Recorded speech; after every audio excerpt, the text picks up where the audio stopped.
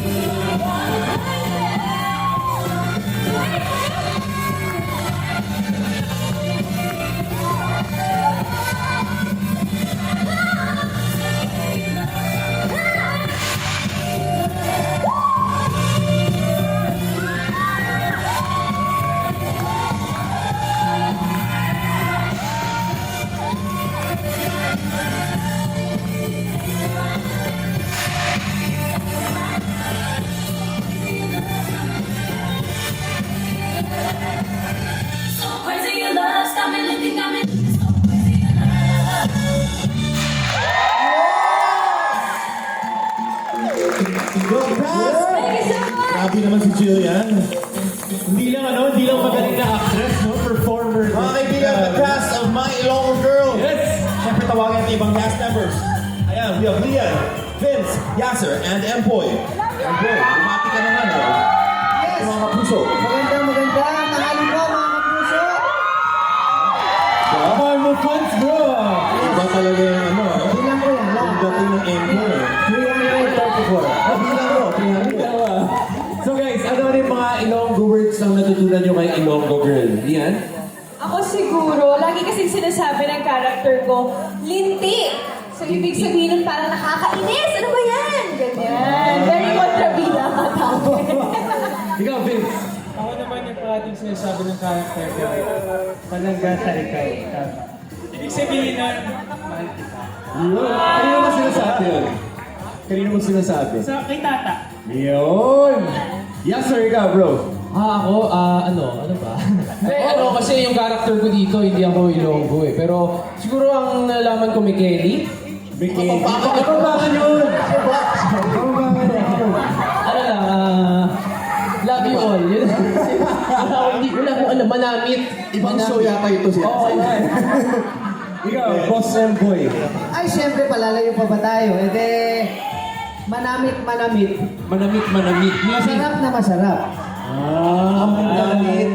Tama namit. Kaon tayo. Kaon. Namit. Oh, Namit. Parang manamit eh. Oo. Salamat. Ito si Jillian and Michael. Sigurado nag-enjoy kayo sa shoot niyo sa Iloilo, di ba? Ano yung, ito, tanong natin, ano yung memorable sa shoot niyo yung sa Iloilo? Ano, may maalala ba kayo? Kaya syempre, kumain po kami ng batchoy doon. Na napakasarap. Shout out, chef! All the way from Iloilo, authentic batchoy. Yes, authentic batchoy. Yung mga best moments nila, mga off-cam moments eh. Opo, mga Di ba kainan. kumain siya, sabay sila kumain, batchoy.